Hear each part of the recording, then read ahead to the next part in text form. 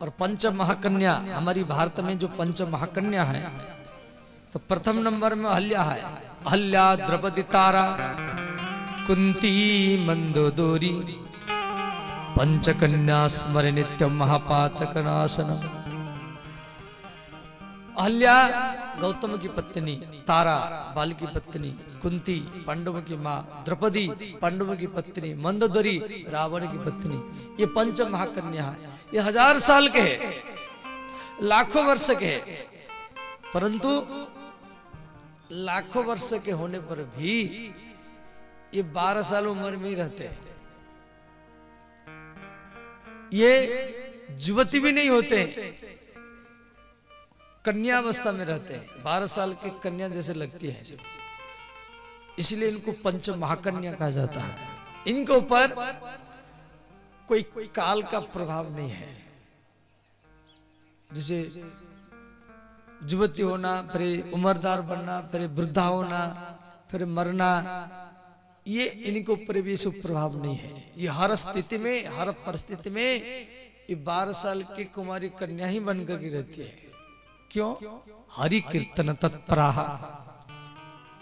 ये हरदम भगवान की कथा सुनते रहते हैं और भगवान की कीर्तन करते रहते हैं, भगवान की पूजा पाठ करते रहते हैं। और जो भगवान की कथा सुनता है, भगवान की कीर्तन करता है, भगवान की पूजा पाठ हरदम 24 घंटा करता रहता है, उसके ऊपर काल का कोई भी असर होता नहीं सोता। काल उसको मारता नहीं है, काल उसका सेवक बनकर के उसका सेवा करता है। तो अहल्या अति सुंदरी थी, इंद्र की मन में लालसा था, ऐसा कन्या हमको स्त्री के रूप में चाहिए। इंद्र के अंदर में लालसा रह गया। क्यों? ब्रह्मा जी सब ऋषि मुनि को बुलाए, सब ऋषि मुनि गए ब्रह्मलोक, परंतु गौतम ऋषि नहीं गए। गौतम शब्द का अर्थ क्या है? गो प्लस उत्तम इक्वल टू गौतम। गो माने इंद्रियां, जिनका इंद्रियां कभी बहिर्मुखी नहीं हुआ है, जो आंखों में भगवान का दर्शन करती है, कानों में कृष्ण की कथा, राम की कथा सुनती हैं, जो चरण से पैदल घर से चलकर की राम कथा के पंडाल तक आती हैं, जो हाथों में भागवत राम कथा की पंडाल में झाड़ू लगाती हैं, जो मुख में भगवान के चरित्र गाती हैं, जिसका हर इंद्रियां भगवान की सेवा में लगा हुआ हो, उसी व्यक्ति को गौतम ही कहा जाता है। ब्रह्मा जी देखे भाई सब ऋषि मुनि आए, गौतम नहीं आया है, तो ब्रह्मा जी गौतम को बुलाए, बोले बेटा हम आपके ऊपर प्रसन्न है। अहल्या की सुंदरता को देखकर कि सब देवता ऋषि मुनि इसको पत्नी के रूप में पाना चाहते हैं, परंतु आपके अंदर में ऐसा लालसा नहीं है। और आज हम अहल्या को आपको दान कर रहे हैं, ये आपकी भजन में कभी बाधा नहीं डालेगा, ये आपके भजन में हरदम सहायता करेगा, आप इसको स्वीकार करो। ब्रह्मा जी के बात को मान करके गौतम ऋषि अहल्या को स्वीकार किए, परंतु इंद्र की इच्छा पूर्ति नहीं हुआ। इंद्र हरदम सुजोग ढूंढता रहा। कथा तो बहुत लंबा है। अंत में देवराज इंद्र अर्धरात्र में हिरण का आवाज सुना करके गौतम ऋषि को जगाया। गौतम ऋषि सोचे शायद प्रातःकाल हो गया है, वो गंगा नहाने के लिए चले गए, वहीं बगल में गंगा नदी है। और जैसे वो गौतम ऋषि गंगा नहाने के लिए चले गए, इंद्र ने क्या किया, गौतम का रूप बना करके अहल्या के पास आ गए। अहल्या के साथ वो प्रणय याचना किए। अब अहल्या जो पतिव्रता स्त्री है, पति का इच्छा पूर्ति करना उसका कर्तव्य है। वो इस प्रकार गंगा माता गौतम ऋषि को आकाश माने जल से आवाज हुआ, गौतम आपके साथ धोखा हो रहा है। अब गौतम ऋषि भागे भागे आए और इधर इंद्र कुटिया के भीतर से जा रहा है, भीतर से बाहर जा रहा है। अरे गौतम ऋषि देखिए ये कौन है, मेरा रूप बनाया, ये कौन है? गौतम ऋषि अपनी ध्यान में देखे, ये देवराज इंद्र है, जो मेरा रूप बना करके मेरे पत्नी के साथ विहार किया है। तो गौतम ऋषि इंद्र को अभिशाप दिए और इधर अहल्या को भी बहुत डांटे फटकारे और अंत में अहल्या प्रणाम करके रोती रही, बोली स्वामी मैं तो सोचा वो आप हैं और इसमें मेरा क्या भूल है। तंति में गौतम ऋषि अहल्या को अभिशाप दे दिए, जिसी समय में अभी अब पत्थर हो जाओ। गौतम नारी साप बस उपल देह धरी धी। अहल्या प्रणाम करते समय में, पति के चरण में प्रणाम करते समय में वो पत्थर बन गई। तो विश्वामित्र मुनि ये सारा आवाज राम जी को सुनाए। बोले राम, ये अहल्या है, ये कई हजार वर्ष से यह पत्थर के रूप में पड़ी है, आपका इंतजार कर रहे हैं और आप इसके ऊपर चरण रखो तभी इसका उद्धार होगा। राम जी थोड़ा सा सोचे, आखिर में मैं क्षत्रिय हूं। राम जी सोचे मैं क्षत्रिय हूं और ये एक ब्राह्मणी है, अहल्या के ब्राह्मणी है और मैं क्षत्रिय हूं, मैं कैसे इसके ऊपर चरण रख दूं।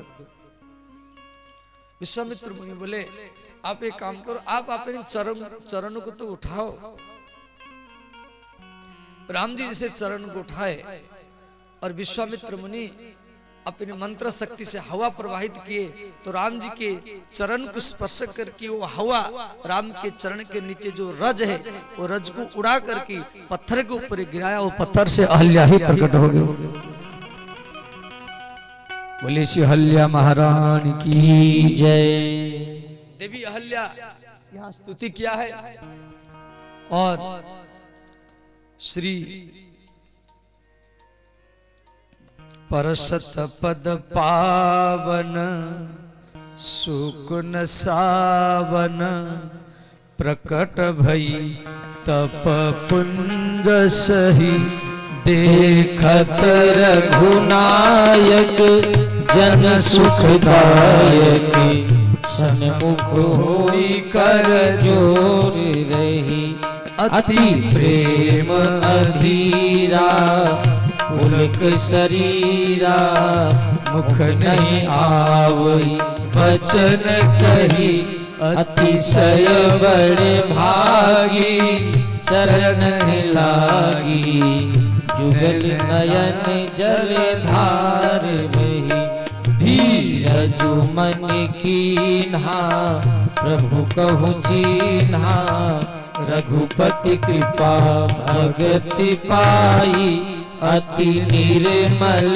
वाणी अस्तुति थानी ज्ञान गम्य जन रघुराई मैं नारी अपावने प्रभु जग पावने रावण रिपुजन सुखदाई राजीव विलोचन भव भय मोचन पाहि पाहि शरण आई मुनि साप जो दीन्हा अति भल कीन्हा परम अनुग्रह में माना देखे भरी लोचन हरि भव मोचन यही लाभ शंकर जाना। देवी अहल्या राम जी को बोली, ध्यान देना, मुनि साप जो दीन्हा, मेरे पति मुझे अभिशाप दिया, ये अच्छा किया। मुनि साप जो दीन्हा अति भल कीना, वो बहुत अच्छा किए, क्यों मेरे पति मुझे साप नहीं देते तो मैं पत्थर नहीं बनती। यदि मैं पत्थर नहीं बनती और आप अपने चरणों को मेरे ऊपर नहीं रखते, मैं पत्थर बना, तभी तो आप अपने चरणों को मेरे ऊपर रखे। तो मेरे पति जो किया अच्छा किया।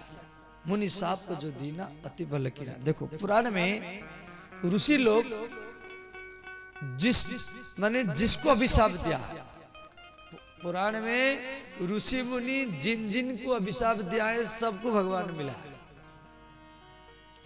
देवल मुनि हुहु गंधर्व को अभिशाप दिए थे। ये पानी में डूब करके देवल मुनि के चरण को पकड़ता था। देवल मुनि उसको अभिशाप दे दे तू मगरमच्छ बन जा, वो मगरमच्छ बन गया। श्री अगस्त मुनि इंद्रद्युम्न को अभिशाप दिए, वो खड़ा नहीं हुआ था अगस्त मुनि को देख करके, इसलिए वो हाथी बन गया। वो हाथी को मगरमच्छ पकड़ा। जो हु गंधर्व पहले मगरमच्छ था, ये गंधर्व था, देवल मुनि के कारण मगरमच्छ बना, हाथी के चरण को पकड़ा। वो हाथी भगवान नारायण को याद किया, नारायण भगवान आए, वो हाथी का भी उद्धार हुआ और मगरमच्छ का भी उद्धार हुआ। एक नहीं बहुत। श्री नलकुबर को नारद जी अभिशाप दिए, जो वृंदावन में जाकर के पेड़ बन गए। भगवान कृष्ण के झटका लगाए, दोनों पेड़ गिर गए और उसे नलकुबर मणिगिरी प्रकट हुए।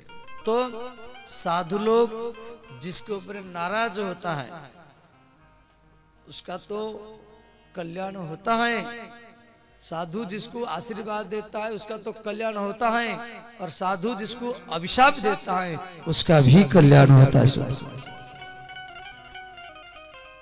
उसके बाद में श्री विश्वामित्र मुनि राम लक्ष्मण को लेकर के जनकपुर में पहुंचे। महाराज जनक जी को मालूम पड़ा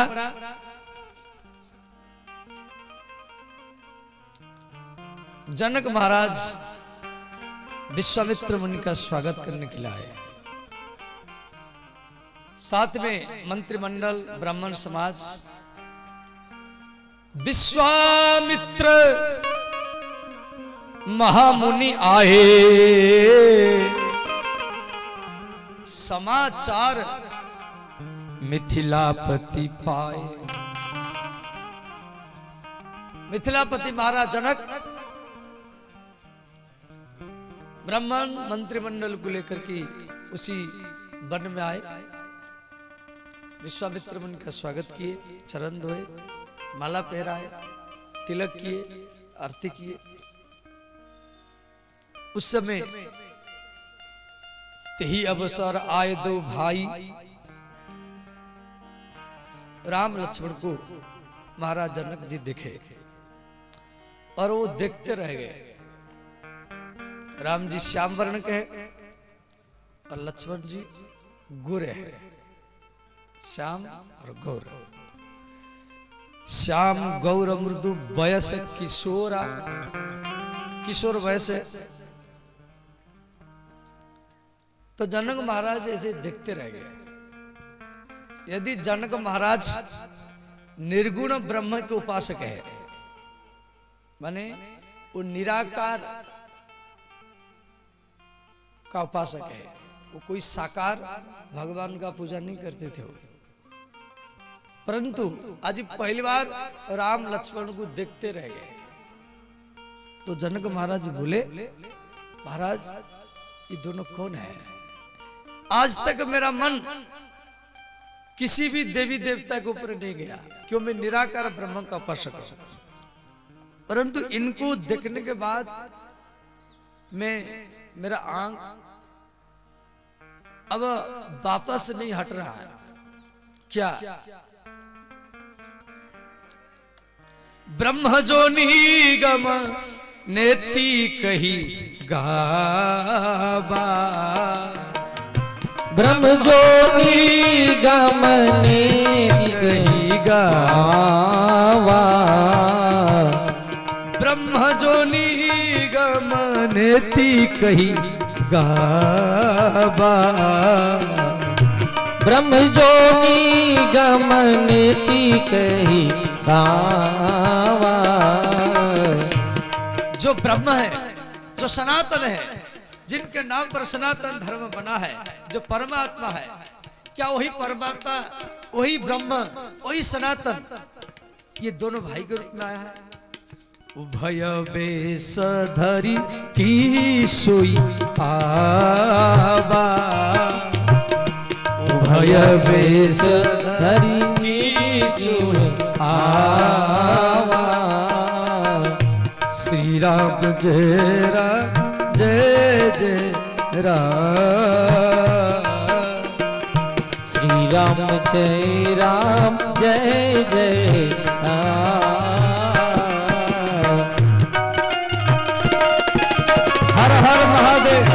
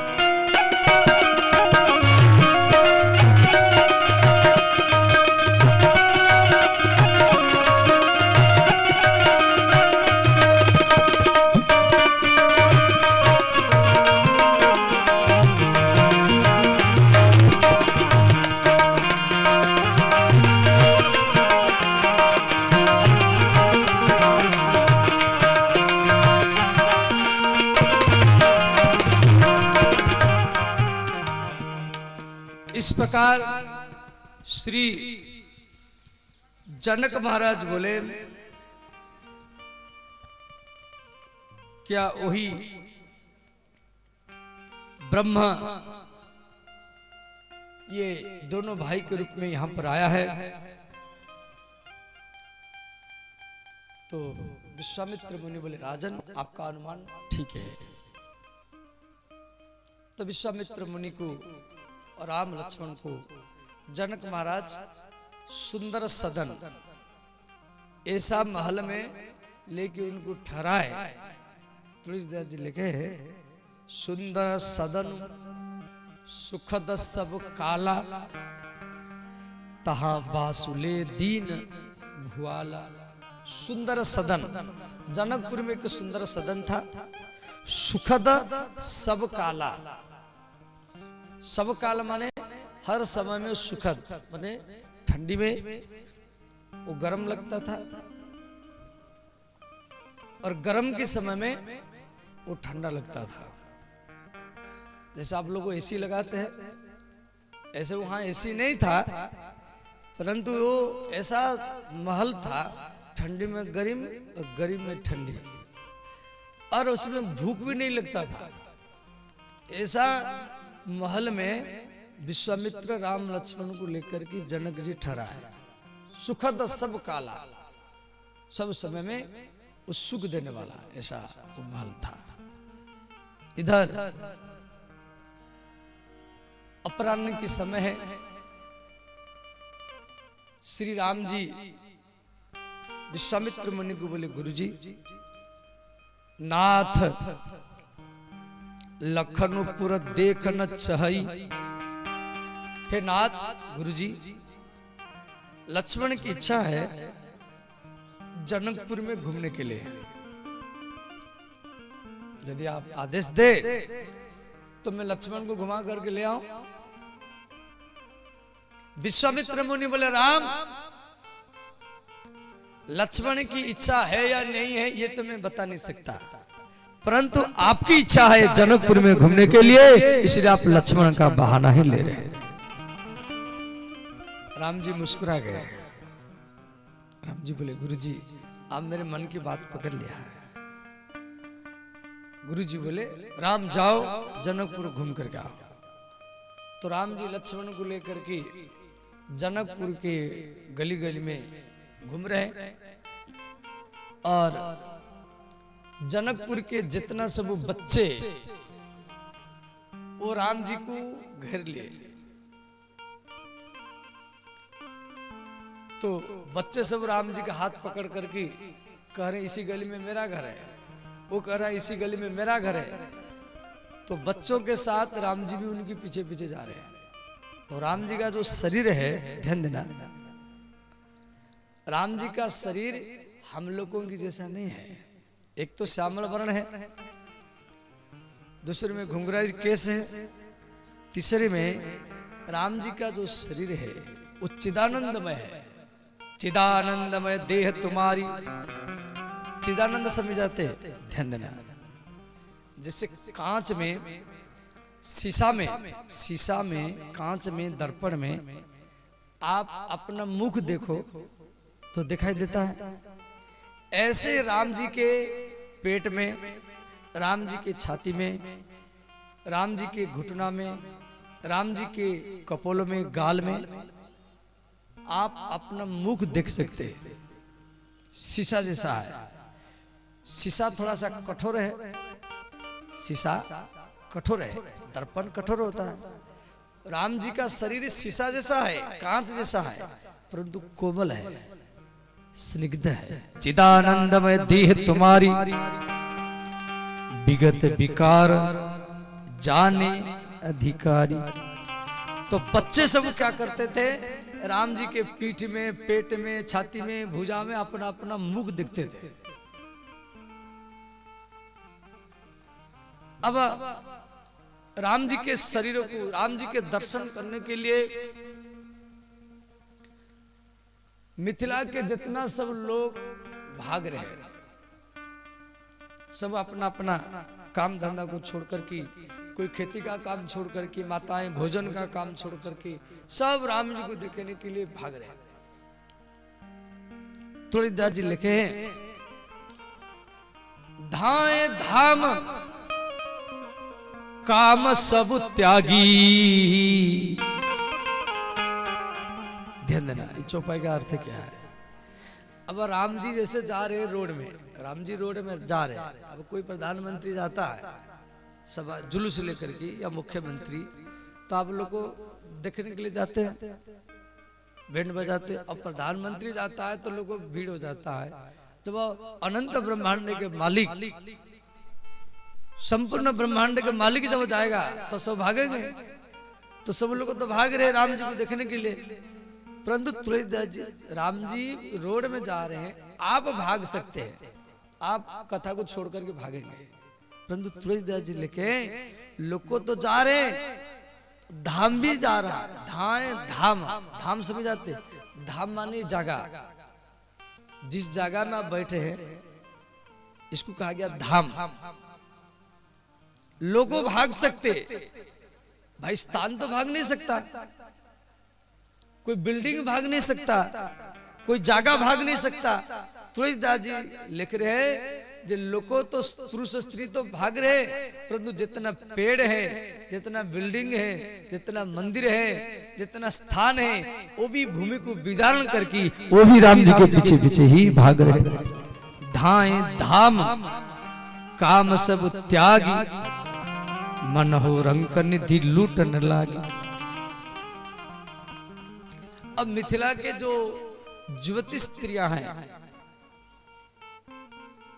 वो सब छत के ऊपर से झरखों से युवती भवन झरखे नहीं लागी, वो झरखों से वो भी राम जी को देख रहे हैं। एक स्त्री बोली, ये विष्णु के, ये हमारी राजकुमारी सीता के लायक है। दूसरी ने कहा, हमारी राजा जनक प्रतिज्ञा क्या है, जो धनुष तोड़ेगा वही सीता का पति होगा। तीसरे ने कहा, ये तड़का को मारे हैं। चौथा ने कहा, ये तो इतना कोमल है, ये कैसे धनुष तोड़ेंगे। एक सखी ने कहा, अरे बहन, ये तो विष्णु के समान है, विष्णु का 4 हाथ है। एक सखी ने कहा, नहीं नहीं, ये तो ब्रह्मा के समान है। एक सखी ने कहा, ये तो शिव जी के समान है। चौथा सखी ने काट दिया। चौथा सखी ने कहा, देखो ब्रह्मा का 4 ही मस्तक है, एक पूर्व की ओर, एक पश्चिम की ओर, एक उत्तर की ओर, एक दक्षिण की ओर। तो ब्रह्मा जी का 4 मस्तक है, वो कैसे सोता होगा? वो तो सोता नहीं होगा, वो हरदम बैठा रहता होगा। एक सखी ने कहा, शिव जी का 5 मस्तक है, वो कैसे करवट लेंगे? वो तो करवट ले नहीं पाते होंगे। तुलसीदास जी लिखे हैं, विष्णु चारी भुज, चारी माने 4, भुज माने हाथ। विष्णु का 4 हाथ है। अब कोई 4 हाथ वाला व्यक्ति सत्यनाली में आ गया, क्या आप अपनी कन्या को दान करेंगे? आप सोचेंगे इसका 4 हाथ है। विष्णु चारी भुज विधि मुख चारी,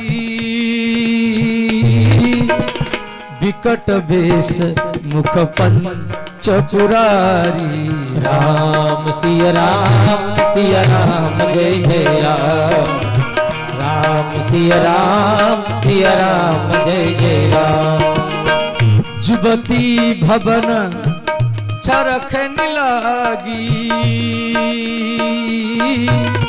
निरख ही राम रूप अनुरागी। राम सिया राम जय जय राम। राम सिया राम जय जय राम।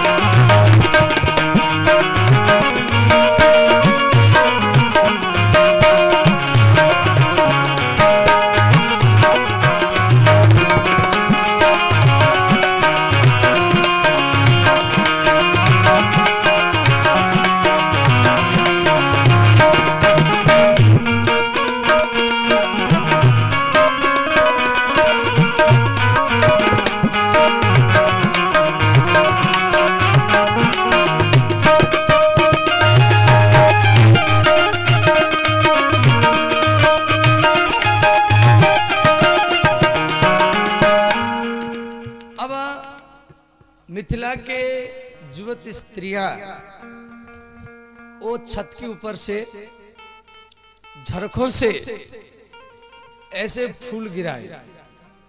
अब राम जी जा रहे नीचे, लक्ष्मण भी और बच्चे से जा रहे। अब ये ऊपर से जब फूल गिराई, हिया हरसही बरसही सुमन, सुमन माने फूल, सुमुखी सुलोचन वृंद, जाही जहां जहां बंधु दो तहां तहां परमानंद। अब जैसे ऊपर से फूल गिराई मिथिला की युवती स्त्रियां, तो राम जी ऊपर की ओर देखे तो एक मिथिला की सखी फूल लेकर के संकेत किया, कहा राम अब जिस उद्देश्य से लेकर के गुरु जी से लक्ष्मण का बहाना बना करके मिथिला के गली गली में घूम रहे हैं, आपके मन के उद्देश्य को हम पकड़ चुके हैं। आपकी इच्छा है जनक नंदिनी सीता का दर्शन करना आप चाहते हैं, परंतु सीता राजकुमारी है, वो साधारण कन्या जैसे वो बाहर आ नहीं सकती, उसका एक मर्यादा है, इसीलिए महल के भीतर से बाहर आ नहीं सकती। आप सीता का दर्शन करने के लिए लक्ष्मण का बहाना लेकर ही गुरु जी से आदेश लेकर के आए हैं और इसी जनक महल के चारों तरफ बार बार चक्कर लगा रहे हैं।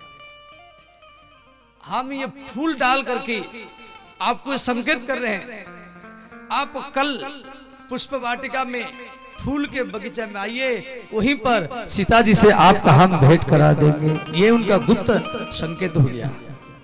अब राम लक्ष्मण गुरु जी के पास चले आए, संध्या हुआ, श्री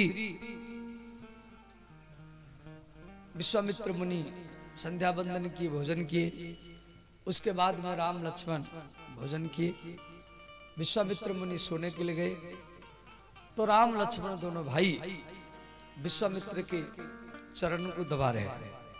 मुनिवर सैन किने तब जाई, लगे चरण चापन दो भाई। राम लक्ष्मण दोनों भाई श्री विश्वामित्र मुनि के चरण दबा रहे हैं। चरण जैसे दबाए, देखो व्यक्ति के चरण को दबाओ तो व्यक्ति को नींद जल्दी आता है। विश्वामित्र को नींद आ गया, विश्वामित्र मुनि सो गए, रात्रि 12 बज गया। विश्वामित्र मुनि जब नींद टूटा बोले राम लक्ष्मण आप चरण दबा रहे, जाओ सो जाओ। राम जी बोले गुरुजी अभी एक चरण बाकी है, मैं केवल बाएं चरण दबाया हूं और दाएं चरण बाकी है। फिर दोनों भाई चरण अदल बदल किए और थोड़ा पीछे करो, पीछे करो, और पीछे, और पीछे, और पीछे, और पीछे, इधर पीछे। तो ध्यान देना, श्री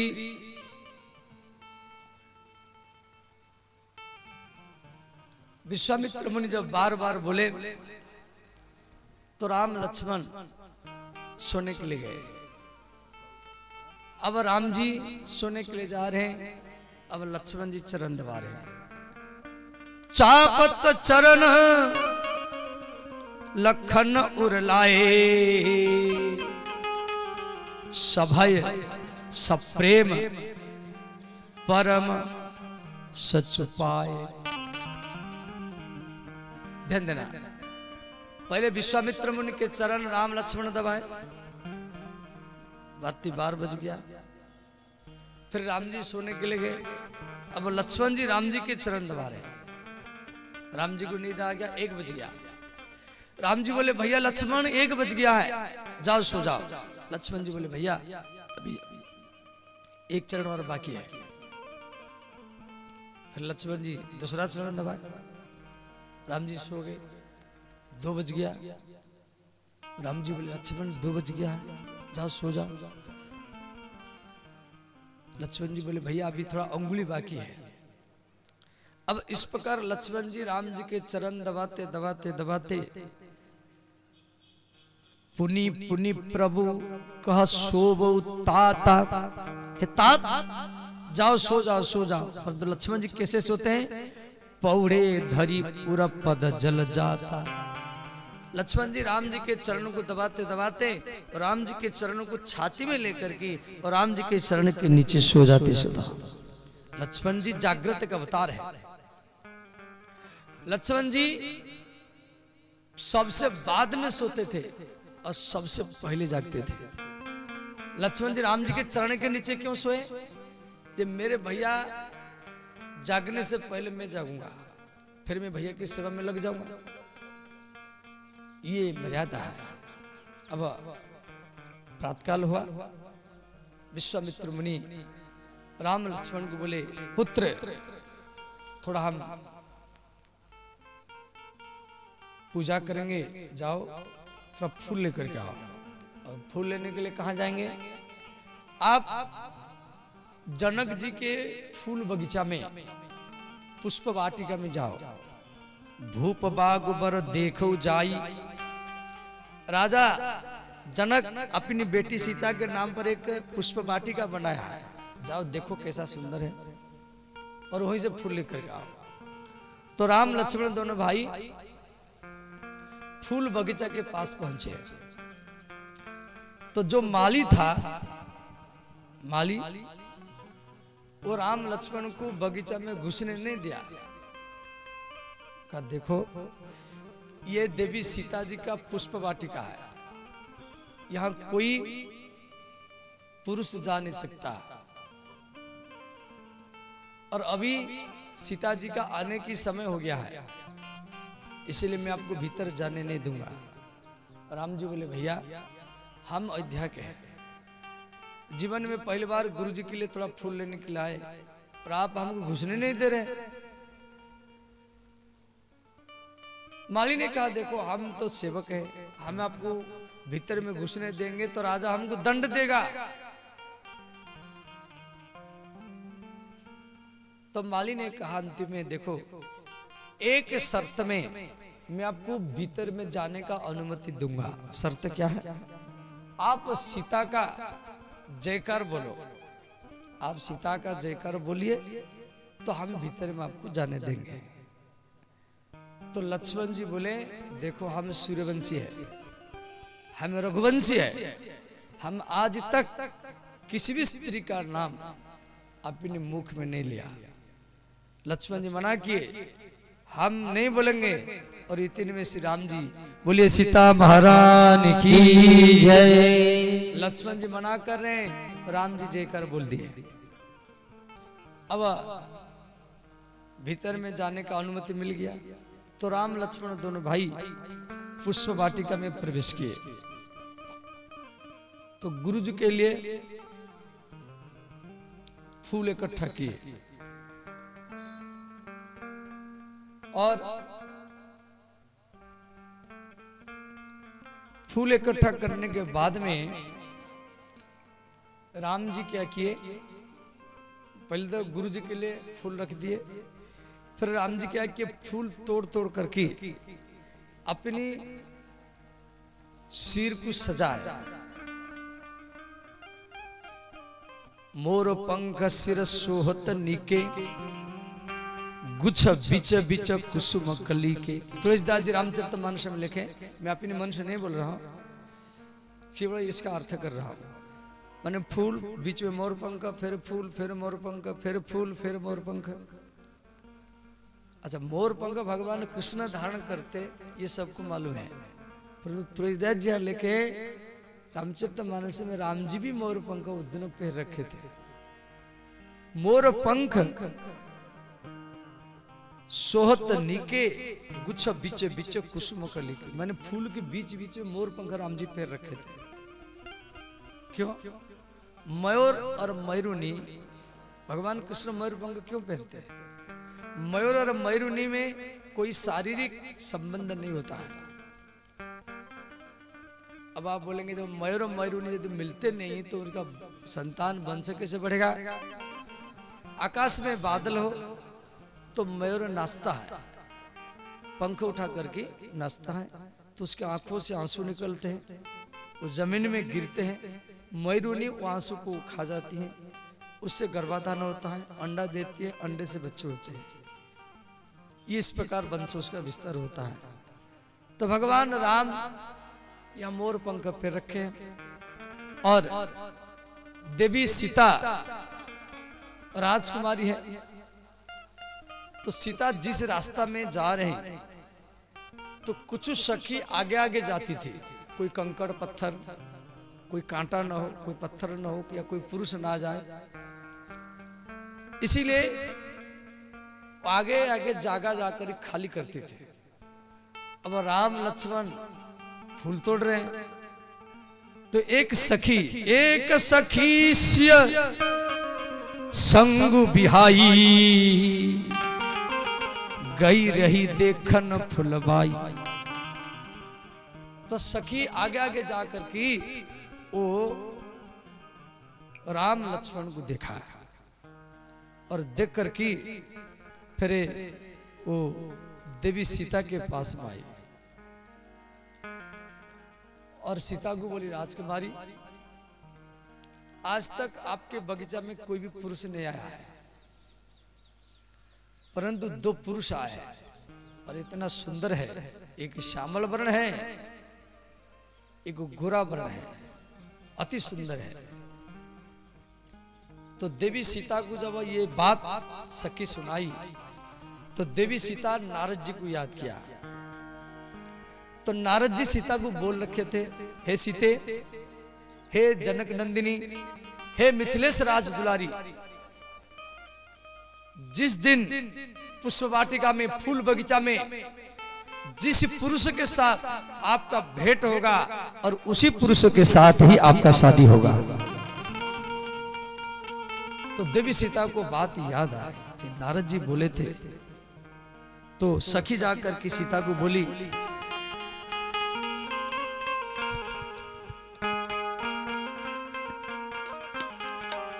हम पर चलाई दिया टोना, किशोर गौर सांबर सलोना। हम पर चलाई दियो टोना, किशोर गौर सांवर सलोना। हम पर चलाई दिया टोना, किशोर गौर सांबर सलोना। हम पर चलाई दियो टोना, किशोर गौर सांवरो सलोना। सांबरो, सांबरो माने राम, श्याम वर्ण के, और गौर माने लक्ष्मण। सखी बोली सीता को, सीते राम लखन को फूल बगिया में देखा, राम लखन को फूल बगिया में देखा, राम लखन को फूल बगीचा में देखा, राम लखन को फूल बगीचा में देखा, हाथन लिए फूल दोना किशोर गौर सांबर सलोना, तलाए दियो टोना किशोर गोर सावरो सलोना, हाथन लिए फूल दोना किशोर गौर सांबर सलोना, हाथ मिलिए फूल दोना किशोर गोर सावरो सलोना। सब गाइए, दोनों हाथ उठा कर ही गाइए।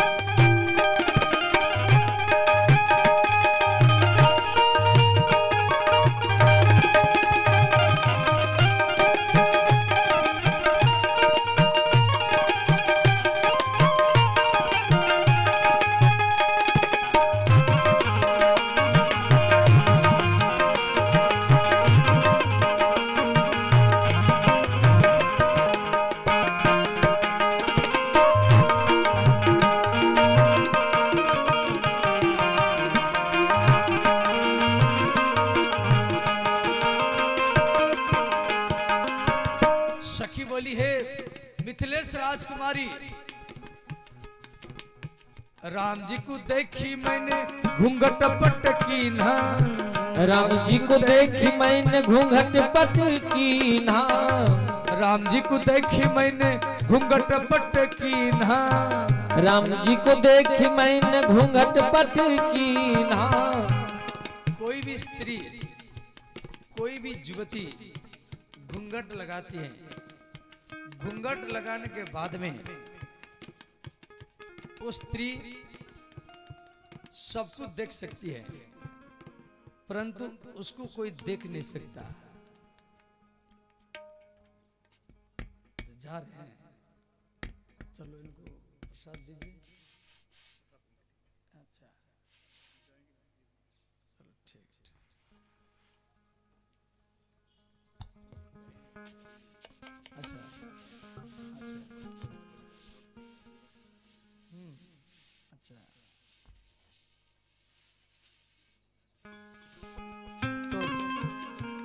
तो ध्यान देना, कोई स्त्री घूंघट लगाने के बाद में वो सब कुछ देख सकती, परंतु उसको कोई देख नहीं सकता। सखी बोली, हे मिथिलेश राजकुमारी, मैं तो घूंघट लगाया, परंतु एक कोण खोल करके मैं उनको देखता रहा, खुला रहा एक कोना किशोर गौर सांबर सलोना, हम पर चलाई दियो टोना किशोर गोर सावरो सलोना, हम पर चलाई दियो टोना किशोर गौर सांबर सलोना, हम पर चलाई दियो टोना किशोर गोर सावरो सलोना। हर हर महादेव सब गाइए।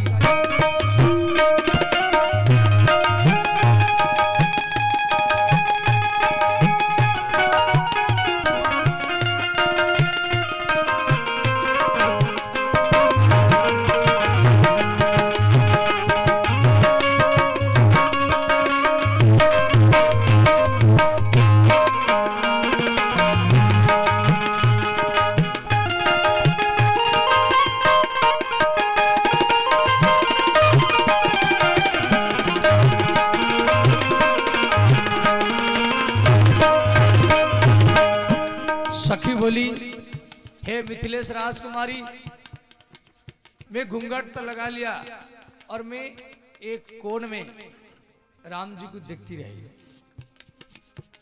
वो मुझे नहीं देख पाए, परंतु मैं देखती रही। तो जैसे मैं देखा, राम मुझे भी देखे। मृदु मुस्काए राम मेरी ओर देखे, मृदु मुस्काए राम मेरे ओर देखे, मृदु मुस्काए राम मेरी ओर देखे, मृदु मुस्काए राम मेरे ओर देखे, हो हो गया जो कुछ होना, किशोर गौर सांबर सलोना। हम पर चलाई दियो टोना, किशोर गोर सांवर सलोना।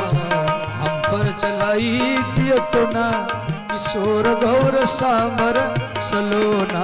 हम पर चलाई दियो टोना, किशोर गोर सांवर सलोना।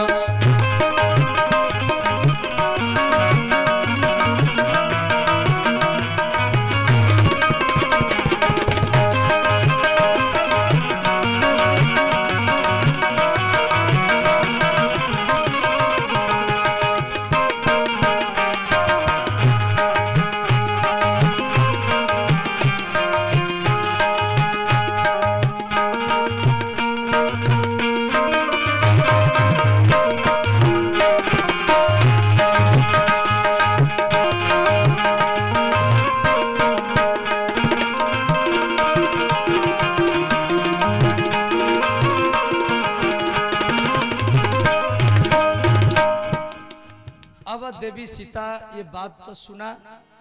उसके बाद में देवी सीता अपनी सखियों के साथ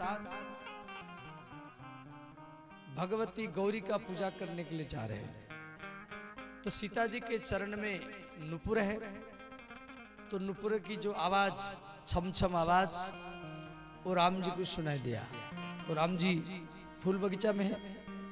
कंकन किंकिनी नुपुर धुनि सुनी, कहता लखन सन राम हृदय गुनी। माता सीता के चरण में कामदेव नुपुर के रूप में बैठा है, और उस सीता माता के चरण में बैठ करके राम के ऊपर काम बाण प्रहार किया। तो राम जी भूल गए, लक्ष्मण मेरा भाई है, वो मित्र का जैसे व्यवहार किया।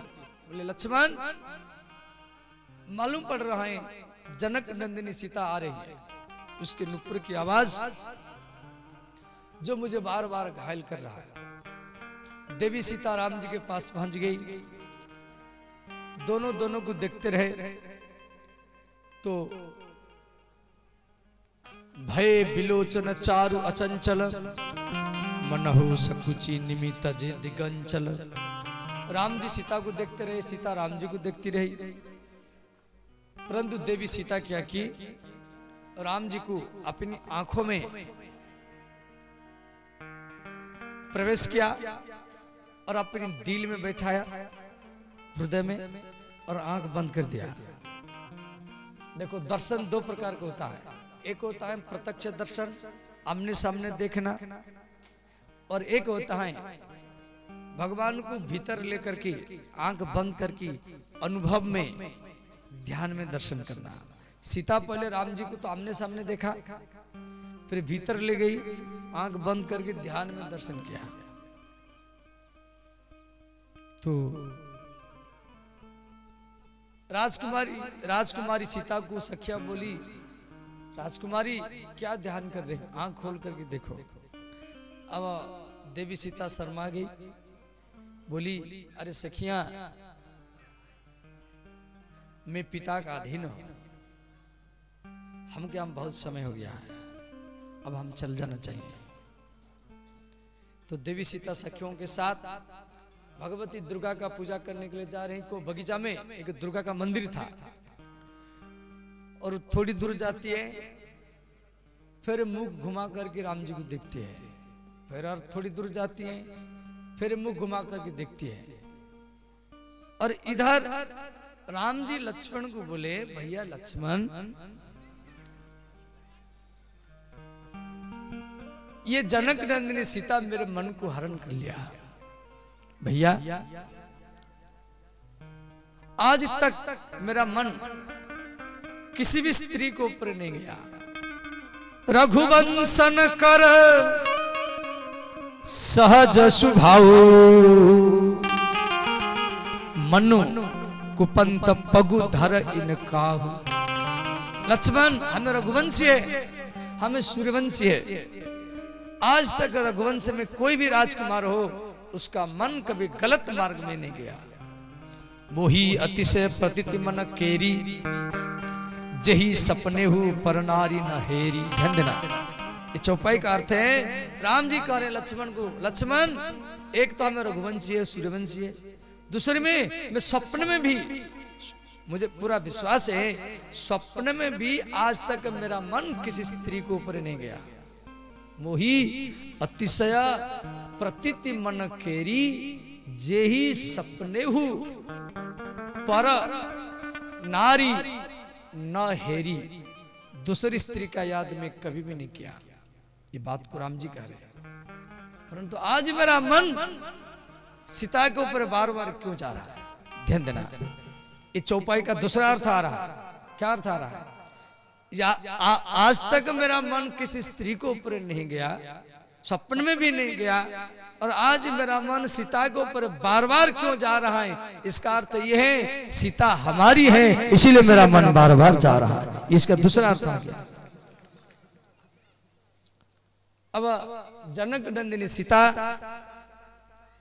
वो मंदिर में पहुंची, भगवती के मंदिर में, और जल लेकर के माता भगवती को स्नान कराई, और उसके बाद में और षोडशोपचार में श्रृंगार किया, माला पहराई, रोली मोली चावल से षोडशोपचार में पूजा किया। अब हाथ जोड़ करके स्तुति किया,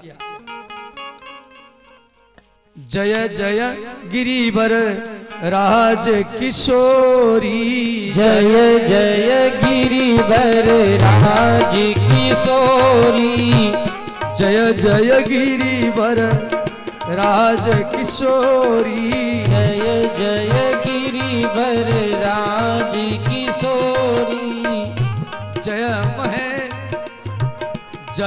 महेश मुख चंद्र चकोरी, जय महेश मुख चंद्र चकोरी, जय गज बदन सरानन माता, जय गज बदन सरानन माता, जगत जननी दामिनी दुति गाता, जगत जननी दामिनी दुत गाता, मंगल भवनय मंगल हारी, मंगल भवनय मंगल हारी, द्रवहु सुदशरथ अजीर बिहारी, द्रवहु सुदशरथ अजीर बिहारी।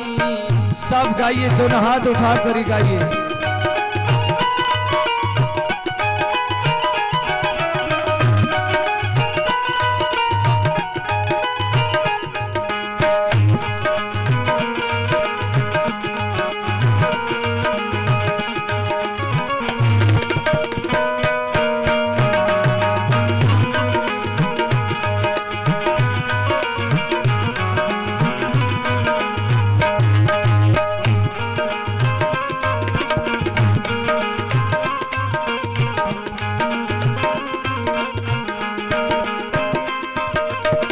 विनय प्रेम वश भई भवानी, विनय प्रेम बस भई भवानी, विनय प्रेम वश भई भवानी, विनय प्रेम बस भई भवानी, खसी माला मूरति मुसुकानी, हसी माल मूरत मुस्कानी, जय जय गिरिवर राज किशोरी, जय जय गिरिवर राज किशोरी, जय महेश मुख चंद्र चकोरी, जय महेश मुख चंद्र चकोरी। इस प्रकार माता भगवती जगदम्बा देवी सीता को आशीर्वाद दिया। आशीर्वाद प्राप्त करके देवी सीता महल में आई। इधर सारा जनकपुर को सजाया गया है। सब राजा महाराजा जनकपुर में आ चुके हैं। पूरा जनकपुर को रोली मोली केला खम्बा से सजाया गया है और सब बड़े बड़े राजा चक्रवर्ती राजा सब आए हैं। तो उस समय श्री सतानंद महाराज सखियों को बोले, सखियों देवी सीता को यहां पर लाओ।